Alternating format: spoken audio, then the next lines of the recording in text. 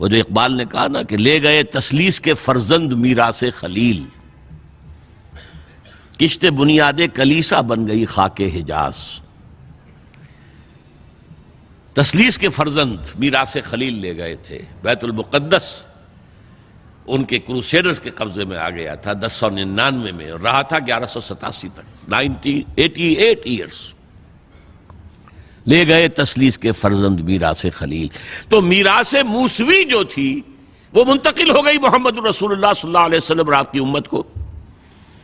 ان کا قبلہ کینسل، یہ قبلہ آ گیا، تو سب سے زیادہ دکھ تو انہیں تھا۔ اب جو وہاں سے کاؤنٹر ریولوشنری موومنٹ آئی ہے وہ عبداللہ ابن سبا یہودی۔ بعض لوگ آج یہ بھی کہہ دیتے ہیں کہ یہ تو ایک ایسی ہی افسانوی شخصیت ہے، کوئی اس کا وجود ہی نہیں تھا، بڑی زیادتی کرتے ہیں، خاص طور پر ہمارے بعض اہل تشیع یہ کہتے ہیں، حالانکہ ان کی کتابوں کے اندر درج ہے کہ حضرت علی نے عبداللہ ابن سبا اس کے 40 ساتھیوں کو آگ میں زندہ جلوایا۔ رجال کشی کے اندر دیکھ لیجیے لکھا ہوا موجود ہے۔ لیکن چونکہ کچھ لوگوں نے شیعت کے لیے لفظ سبائیت استعمال کرنا شروع کر دیا، اس لیے وہ ڈیفنس میں کہتے نہیں سبا تو یہ تو افسانوی شخصیت ہے، سبا کوئی تھا ہی نہیں عبداللہ ابن سبا۔ نہیں، عبداللہ ابن سبا ایک شخص تھا یہودی، وہ اسلام کا لبادہ اوڑھ کر آ گیا دارالاسلام میں، حضرت عثمان رضی اللہ تعالیٰ عنہ کا عہد۔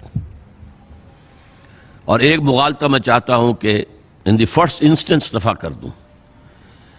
عام طور پر اتنی غلط طریقے سے تاریخ بیان ہوئی ہے کہ حضرت عثمان کے عہد خلافت کو سمجھتے ہیں پورا کا پورا عہد خلافت غالباً فتنوں ہی کے اندر تھا اور اختلافات ہی تھے اور خانہ جنگ۔ معاذ اللہ، ایسا نہیں تھا۔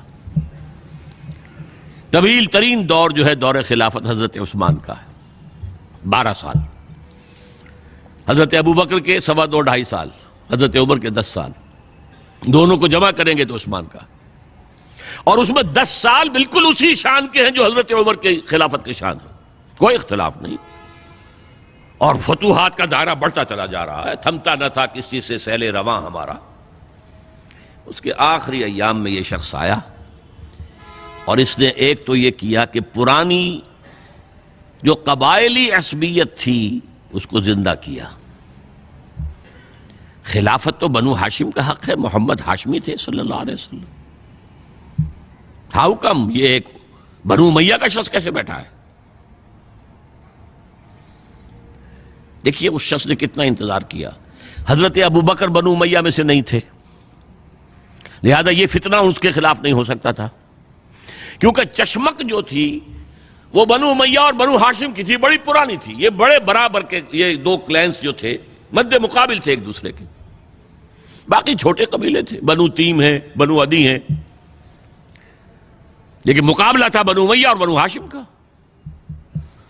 حضرت ابوبکر بنو تیم میں سے، حضرت عمر بنو عدی میں سے، بنو امیہ میں سے حضرت عثمان۔ اب اس کو موقع ملا، اب آیا یہ اموی، یہ بن گیا، یہ سب غاصب ہیں، ابوبکر بھی، عمر بھی، عثمان بھی۔ خلافت پہلے دن سے علی کی ہے اور اس کو ملنی چاہیے۔ اس سے آگے بڑھ کر، اور علی تو خدا ہے، انکارنیٹ، گاڈ انکارنیٹ، یہ اس کا عقیدہ جو اس نے پھیلایا۔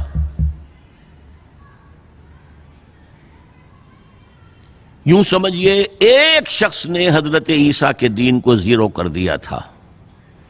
لوگ مانتے نہیں کہ ایک شخص اتنا کچھ کر سکتا ہے۔ یہودی اور سازشی ذہن، ان کی صلاحیت اور ذہانت۔ ایک شخص تھا پال، حضرت عیسیٰ کو خدا کا بیٹا بنانے والا، وہ توحید ختم، تسلیس آ گئی۔ شریعت کو ختم کرنے والا وہ حضرت عیسیٰ کہہ کر گئے تھے تم پر شریعت موسوی نافذ رہے گی، اس نے کہا نہیں، ایبروگیٹڈ، نو شریعہ۔ نمبر 3، حضرت عیسیٰ نے کہا تھا تمہیں تبلیغ کرنی ہے صرف یہودیوں تک۔ I have been sent only in search of the lost sheep of the house of Israel۔ میں صرف اسرائیل کے گھرانے کی کھوئی ہوئی بھیڑوں کی تلاش میں آیا ہوں، تمہیں باہر تبلیغ نہیں کرنی۔ اس نے تبلیغ کا دائرہ وسیع کیا۔ وہ دین مسیحیت ختم، وہ دین پالزم ہے جو چلا ہے اس کے بعد. سمجھ رہے ہیں اس بات کو؟ اور یہ ڈاکٹر مائیکل ہارٹ نے بالکل صحیح لکھا ہے کہ کرسچینٹی جب تک حضرت مسیح موجود تھے وہ سوائے ایک یہودیوں کے فرقے کے اس کی کوئی اور حیثیت نہیں تھی. لیکن پال نے اسے ایک انڈیپینڈنٹ دین بنایا. ایک شخص کی کارروائی ہے یہ ساری، اور آج پوری دنیا، پوری عیسائی دنیا اسی پر ہے، تسلیس پر بھی، اور شریعت ختم، اور دعوت جو ہے کرتے پھر رہے ہیں پوری دنیا کے اندر. اسی طرح اس نے کیا، قبائلی عصبیت کو چھیڑا اور حضرت علی کا مبالغہ کیا یہ خدا ہے، اوتار، گاڈ انکارنیٹ. تیسرا کام کیا کیا کہ حضرت عثمان رضی اللہ تعالی عنہ اور ان کے جو عاملین تھے، گورنر کوفے کا ہے، گورنر شام میں دمشق میں ہے، گورنر مصر میں ہے، ان کے خلاف پروپیگنڈا شروع کیا. یہ بیت المال میں خیانت کر رہے ہیں، یہ غبن کر رہے ہیں، یہ اپنے عزیزوں کو جو ہے پال رہے ہیں، ان کو دے رہے ہیں، وہ اقربا پروری کر رہے ہیں، اور یہ کر رہے ہیں، اور ٹیکنیک کیسی عجیب. کوفے میں کوفے کے گورنر کے خلاف بات نہیں کریں گے، دمشق اور مصر کے گورنر کے خلاف بات کریں گے. اب کہاں دنیا کے پاس ذرائع تھے کہ کوئی ویریفائی کرے بھئی یہ بات صحیح ہے کہ نہیں ہے، غلط ہے، نہ کوئی ذرائع رسل و رسائل ہیں. اور اگر آپ کوفے میں کھڑے ہو کر عثمان نے یہ کر دیا، عثمان نے یہ کر دیا، عثمان نے یہ کر دیا، یہ کر دیا، اب کون اس کو جو ہے اس کی تحقیق کر سکے گا؟ دمشق میں گئے ہیں تو دمشق کے گورنر کے خلاف کچھ نہیں، عثمان کے خلاف، اور کوفے کے گورنر کے خلاف، اور مصر کے گورنر کے خلاف. مصر میں گئے ہیں تو اس کے خلاف کچھ نہیں، دمشق اور کوفے کے گورنر کے خلاف اور عثمان کے خلاف. اور پھر ہر طرف سے بلوائیوں کو لا کر گھیراؤ کر لیا حضرت عثمان کے گھر کا. یہ تحریک ہے جو بہت زبردست کامیابی سے ہمکنار ہوئی. یہودی سازش. اب تمام صحابہ کہہ رہے ہیں حضرت عثمان سے کہ آپ ہمیں موقع دیں کہ ہم ان کا سر کچل دیں. آپ فرماتے ہیں نہیں، یہ مجھ پر الزام لگا رہے ہیں نا، میں وضاحت کرتا ہوں. اپنے گھر کی چھت کے اوپر کھڑے ہو کر آپ نے کہا دیکھو یہ میں نے نہیں کیا، یہ میں نے نہیں کیا، میرے یہ احسانات بھول گئے ہو. حضرت علی نے مسجد نبوی میں کھڑے ہو کر جتنے الزامات لگائے تھے ان سب کی طرف سے برات کا معاملہ کیا کہ جھوٹ کہہ رہے ہو تم، عثمان پر کوئی غلطی جو ہے، کوئی خیانت ثابت نہیں. لیکن جنگ کی اجازت حضرت عثمان نہیں دے رہے. یہ میرے خون کے پیاسے ہیں نا، جب تک قتل نہیں کر لیتے جرم کہاں ہے؟ جب قتل کر لیں گے تم قصاص دے لینا. لیکن میں کسی کلمہ گو کی جان نہیں لینا چاہتا، صرف اپنی جان کے تحفظ میں. یہ ہے عزیمت کا پہاڑ. لوگ کہتے ہیں کمزور تھے. جان بچانے کے لیے تو آدمی پتہ نہیں کیا کچھ کر بیٹھتا، اور طاقت ہو تو طاقت کو کیسے استعمال کرے گا. حضرت امیر معاویہ کی طرف سے پیغام پر پیغام آ رہے ہیں کہ آپ ہمیں اجازت دیں میں فوجیں بھیجوں اور ان کا قلع کما کر دیا جائے. حضرت عمرو بن العاص کا پیغام آ رہا ہے مصر سے، آپ ہمیں اجازت دیں. طلحہ، زبیر، علی اجازت مانگ رہے ہیں مدینے کے اندر، آپ اجازت دیں کہ ہم جنگ کریں ان سے. نہیں. آخر کار حضرت علی نے دونوں بیٹوں کو، حضرات حسنین، حضرت حسن، حضرت حسین، دروازے پر کھڑا کر دیا. پہرے دار حضرت عثمان کے، حضرت حسن، حضرت حسین کہ کوئی گھر میں داخل نہ ہونے پائے. پچھواڑے سے آئے ہیں اور شہید کیا ہے. میرے نزدیک تاریخ کی مظلوم ترین شہادت بمانی مقتول فی سبیل اللہ وہ حضرت عثمان ہے. بلکہ میں جرات کر رہا ہوں ذرا، آپ کو معلوم ہے علامہ اقبال سے مجھے کتنا تعلق قلبی ہے. میں نے ان کے ایک شعر میں ترمیم کی ہے، میں سمجھتا ہوں انہوں نے صحیح نہیں کہا. غریب و سادہ اور رنگی ہے داستان حرم، نہایت اس کی حسین ابتدا ہے اسماعیل. حضرت اسماعیل کو اللہ تعالیٰ کے حکم سے حضرت ابراہیم ذبح کر رہے تھے نا، اور حضرت حسین ذبح کر دیے گئے. تو گویا کہ ابتدا جس کی ہوئی تھی حضرت اسماعیل سے، اس کی انتہا حسین پر ہوئی۔ میں کہتا ہوں بالکل غلط۔ ان کو ذبح کر رہا تھا خلیل اللہ، اور ان کو قتل کر رہے ہیں یزیدی اور زیادی اور کوفی۔ کوئی تقابل ہے؟ وہ قتل نہیں ہوئے، یہ قتل ہو گئے۔ انہوں نے پیشانی خود رکھ دی۔ یہاں تو حضرت عثمان لڑتے ہوئے، حضرت حسین لڑتے ہوئے شہید ہوئے۔ کون سی چیز مشترک ہے؟ ایک مصرے میں جمع کر دیا ہے، صنعت لفظی تو آپ کہتے ہیں اس کو، لیکن کیا مشترک کیا چیز ہے؟ اور میں نے امید ہے علامہ اقبال سے ملاقات ہوگی اگر آخرت میں، تو وہ میری اس بات کو تسلیم کریں گے۔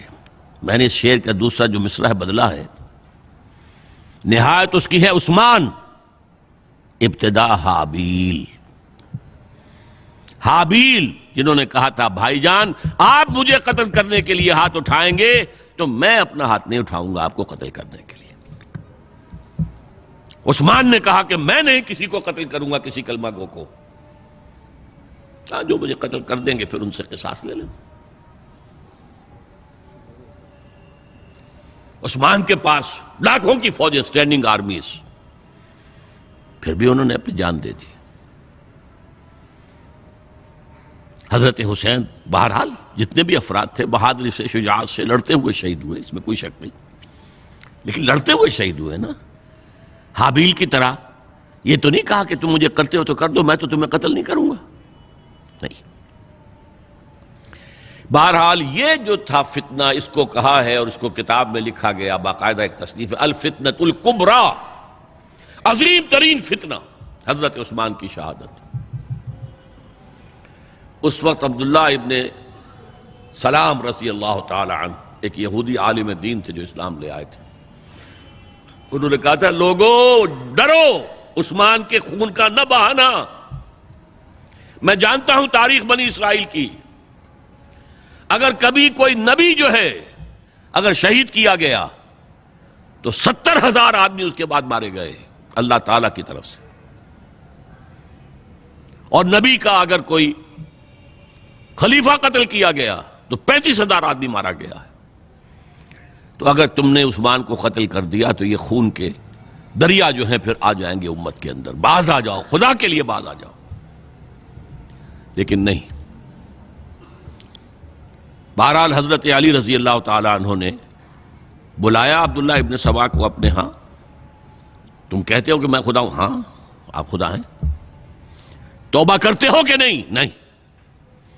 میں تمہیں زندہ جلا دوں گا، جلا دو۔ تم خدا ہو، ہماری آزمائش کر رہے ہو۔ حضرت علی نے عبداللہ ابن سبا کو 40 ساتھیوں سمیت زندہ جلوایا،